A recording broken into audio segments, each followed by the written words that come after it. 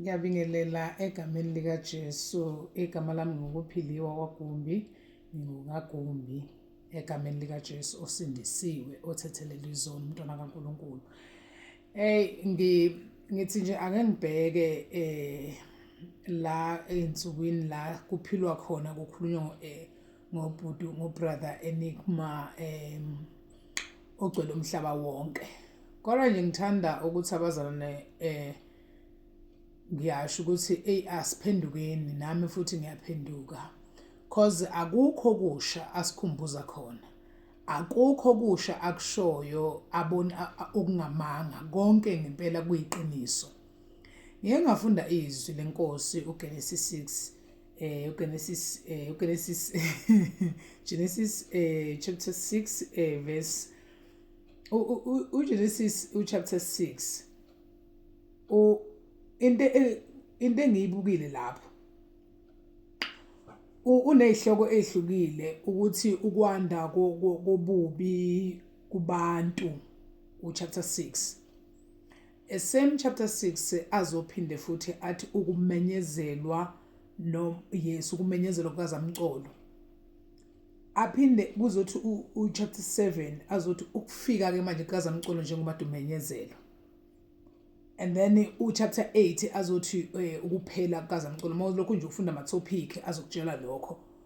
So uma ubheka kwande ububi kuqala kubantu, uNkulunkulu mawufunda izwi, uNkulunkulu waphatheka kabi, wabona ukuthi waze wayisola ukuthi abantu badaleleni. uNkulunkulu uba ne-meeting noNoah ukuthi ngizobhubhisa umhlaba konke, ngifuna nje ukuqala phansi. uNkulunkulu akumehluli lokhu enicabanga ukuthi nina uNkulunkulu kuyamehlula. uNkulunkulu ukwazi ukuqeda manje into aphinda adale enye same time. Akanandaba uNkulunkulu nokuthi nithini kanjani. So lemsindo esukile vele ngo-Enigma miningi kakhulu, kodwa ikhona lento engishoyo ukuthi awekho amanga entweni ayishoyo, yonke into ayishoyo iyiqiniso. So mawumzalwane usindisiwe, umthanda uNkulunkulu ngempela, it is time for you to repent. Indaba futhi ukuphenduka kukona okwegroup, akukona okwesonto lakho, akukona okwamfundisi wakho, akukona okwabazali bakho, kungokwakho ukuphenduka ngoba uNkulunkulu udale wena. Uma uNkulunkulu umenyezelwa uzamcela ukuthi uzofika, abantu abazange beze benake. Uma njengoba kwenzeka nje the same thing eyenzakala ku-Enigma ukuthi kuyamenyezelwa, uthe ukwakhuluma ngo-3 minutes, abantu bakuthatha as a joke ukuthi 3 minutes. uNkulunkulu uyasisha isikhathi. uNkulunkulu akwenzeki ashinto isikhathi angasibeki.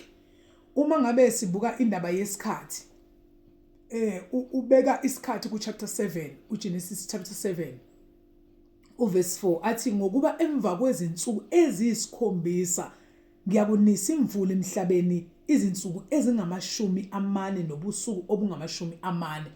uNkulunkulu uba ne-duration, akamana khulume. Yabona ubrother Enigma ukhulume yonke into ukuthi uNkulunkulu uthini, uthi zihlanzeni kuphi nakuphi, shintshani ukwenza, nenzeni ngalendlela. uNkulunkulu appreciate indlela enenza ngayo ukuthi niyakholwa, kodwa angikafiki kuyena, angamkhonzi ngendlela afuna ngayo.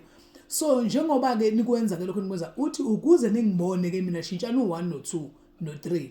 So uthe uindicate ufake isikhathi uEnigma wathi 3 minutes, abanye bayahleka wathi 3 minutes, bacabanga u3 minutes wala emhlabeni. Uma uNkulunkulu ethi kuzoba izinsuku eziyisikhombisa, nangempela kuthiwa zaphela izinsuku eziyisikhombisa, wangayinisa imvula, emva kwalokho waseyinisa. And indeed imvula yana izinsuku ezingama40 nobusuku obungama40. Emva kwalokho amanzi kuthiwa agcwala, kwaba iminyaka engamakhulu engabuhli emhlabeni. So in other words, what I'm trying to say ukuthi uNkulunkulu ngaphambi kokuba abuye uyasiwonisha, asitshela ukuthi asihlaleni kanjani, okwethu ukuba siphenduke. Ngithanda uverse 22 kuchapter 6 uGenesis athi uNoah wenze njalo njengalokho uNkulunkulu emyalile wakwenza. uma uNkulunkulu esekhulumile noNoah ukuthi ngicela ukuthi ungakhele umkhumbi, uthathe aba omakoti bakho namadodana akho ukuba bangene emkhunjini, nezilwane amtshela uNkulunkulu uzothatha ngangaki.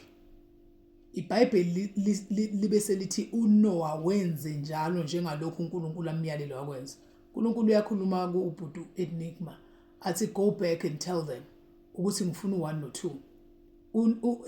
Enigma ubhala iassignment yakhe, wenza njengalokhu uNkulunkulu emyalile akwenze. Okwethu kukuba senze njani, silalele kuphela. Lithi iBhayibheli bafa abantu, yafa inyama yonke ngoba yayimcunulile uNkulunkulu, yaphela inyama yonke, bengazange beze belalele. Mina kufika la ngihleka khona ukuthi ngisho abazalwane, yazi nje into kahle kahle ethinta umzalwane nezulu kufuze ngabe uyashake lapho. Once into yathinta umzalwane, yathinta izulu lisihlalo sikaNkulunkulu, kusho ukuthi sekuthinteka uNkulunkulu. Kwathinteka umhlaba, emhlabeni kwathinteka umzalwane ngoba uphile emhlabeni, kuthinta isenabelo seinyawo zakhe. So you need to shake man. You need ukuthi ushake ubonakala ukuthi uyayizwa lento kaNkulunkulu, awuyiphikisi. So abazalwane bebe ne-jokes, benza ama-jokes, angi-understand serious. So izwi lenkosi lithi chapter 7 verse 17 athi kwaba nguzamcolo emhlabeni izinsuku ezingama40, amanzi ahanda phakama, umkhumbi waphakama phezulu komhlaba. Kuzokwenzeka ukushilo uNkulunkulu futhi ngeke kushintshe nantambama nje. Ilokho nje mina ngisho ukuthi Enigma ngiyamsupporta. And then nanokuthi yini abantu abathi bangabaprofeti bakaNkulunkulu bese belwisana naye. Kusho ukuthi kufika umprofeti weqiniso, umprofeti ozositshela abangazange besitshele khona, abade besifihlele. Yini ndaba uEnigma wakhuluma, bonke abantu basala bekhuluma, why uEnigma wakhuluma washake umhlaba? This is a true prophet. Thank you. Amen. Siyabonga bazalwane.